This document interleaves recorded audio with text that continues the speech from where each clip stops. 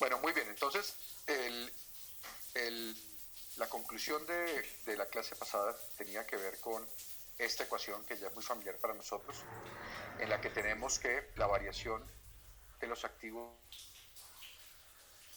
la variación de los activos externos del gobierno corresponde al señoriaje, que es, lo voy a señalar aquí con este puntero, es esto, menos el déficit. Y otra forma de verlo, y lo voy a llevar al caso extremo en el que ya apareció un límite de endeudamiento y en donde la variación de esos activos externos es igual a cero, es que el déficit únicamente puede financiarse a través de este señoriaje.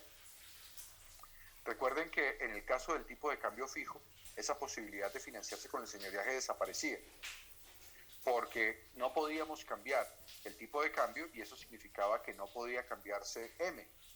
Entonces MT menos MT menos 1 automáticamente se hacía cero.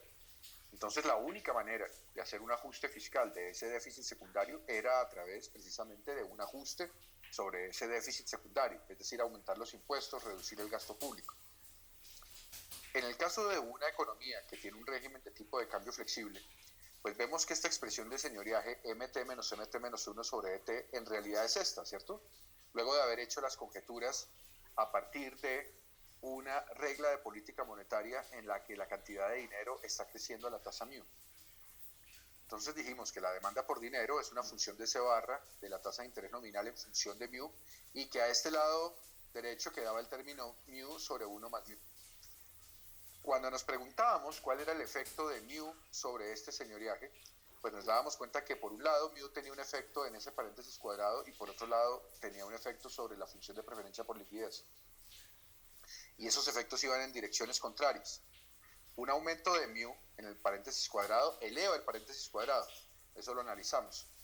En cambio, un aumento de mu que eleva la tasa de interés reduce la demanda por dinero, entonces disminuye L. Entonces todo depende primero de la forma funcional de L y en segundo lugar de si el efecto que está dominando es el efecto de mu sobre L o el efecto de mu sobre el paréntesis cuadrado. Eso gráficamente lo vimos representado en esta curva de Laffer nuevamente, ¿cierto? Es la misma curva de Laffer que teníamos antes, sino que ahora es una curva de Laffer en el contexto de una economía abierta en la que estamos decidiendo régimen de tipo de cambio flexible, en donde la tasa de crecimiento del dinero es igual a mu y entonces a esa tasa está creciendo la tasa de cambio y a esa tasa está creciendo la inflación. Nos vamos a dar cuenta que hay una parte o hay un momento, si me permiten decir momento, aunque no sea lo más riguroso en este caso, en el que al aumentar mu, es decir, la tasa de crecimiento del dinero, la tasa de cambio, la inflación, está aumentando el señoriaje, porque el efecto del paréntesis cuadrado está dominando sobre el efecto de la función de preferencia por liquidez. Pero luego de cierto punto, es decir, hay un mu que maximiza ese señoriaje, luego de ese punto el efecto hace que, el resultado sobre el señoriaje es que disminuye el señoriaje. Entonces ahí que está dominando, ahí está dominando el efecto de mu sobre la función de preferencia de liquidez y no el efecto de mu sobre 1 más mu. Seguimos manteniendo esta idea de que el déficit en principio puede ser financiado por dos niveles de inflación, por dos niveles de crecimiento del dinero, ¿cierto? En este caso A y B. Y si ese déficit aumenta, entonces sería financiado por los niveles correspondientes a este mu de aquí, a A' y a B'. Podría pasar, sin embargo, que tengamos un nivel de DEF, ¿cierto?, tan alto que excede la curva de Laffer, algo ya lo habíamos visto en el caso de nuestra explicación de señoriaje luego de Sargent-Wallace. Y en ese caso es inevitable el ajuste en el déficit, es decir, tiene que ser inevitable el ajuste a través de aumento de impuestos o de disminución de gasto público. Ya te doy la palabra, Alanis, termino con un breve comentario aquí. Esto es importante en el sentido también de, bueno, el señoriaje es una fuente de financiación del déficit que se recupera en el tipo de cambio flexible en comparación al régimen de tipo de cambio fijo, ¿cierto? Pero no significa que sea un recurso ilimitado. Es decir, no significa que uno pueda seguir emitiendo hasta infinito y que eso permita atender cualquier déficit. Pueden existir niveles de déficit que ya no son financiados ni siquiera por esta articulación de política monetaria y de política fiscal. Y en ese caso estaríamos hablando de la insostenibilidad de ese déficit que lleva a un ajuste de ese déficit a través de aumento de impuestos y reducción de gasto público. Sí, Alanis.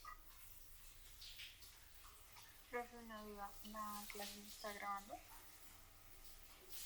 No, por ahora no. Estoy simplemente haciendo una... Yo esto ya lo presenté, estoy haciendo como un resumen para cerrar este déficit. Sí. Voy a empezar a grabar cuando inicie los comentarios sobre el modelo ISL, si les parece bien. Pero bueno, ¿hay alguna pregunta sobre esto?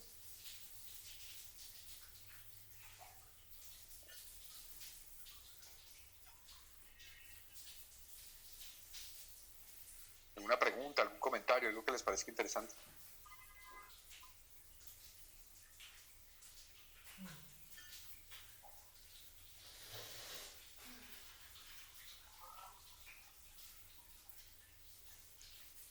Bueno, muy bien. Les voy a pedir el favor a todos que abran en sus pantallas para no proyectarlo aquí, o bueno, puedo proyectarlo también el primer parcial. A ver.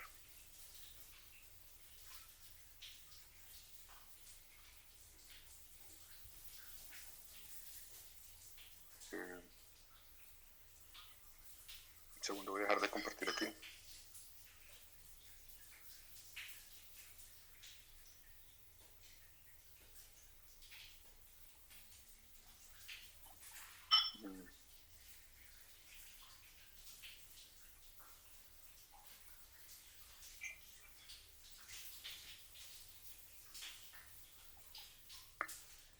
A ver, pestaña de Chrome, no, pestaña de aplicación, es este. Listo. Supongo que en este momento pueden ver ahora sí. Supongo que en este momento pueden ver el archivo de Word que estoy proyectando. ¿Sí están todos conmigo? Sí, profe. Bien. Bueno, teníamos 3 puntos. Y yo quiero decir que en general todos los parciales mostraron un esfuerzo muy importante y tienen avances que de verdad disfruté revisar porque demuestran que hay un buen grado de conocimiento de los modelos. Obviamente, como en todos los exámenes parciales, las calificaciones tienen varianza. Algunos de ustedes obtuvieron notas muy altas, otros no tan altas. Ninguno perdió el examen parcial. La razón de esa varianza es porque, y va a ser mucho más claro en el momento en que yo hable de estos puntos, porque los alcances de los puntos tienen diferentes niveles. Entonces, es posible que cuando uno esté desarrollando uno de estos modelos llegue hasta cierto punto, pero no cumpla las expectativas sobre la interpretación de ese punto, que es algo en donde a veces solo unos grupos llegan a eso. Eso es lo primero, pero yo estoy seguro también por lo que estoy viendo en esos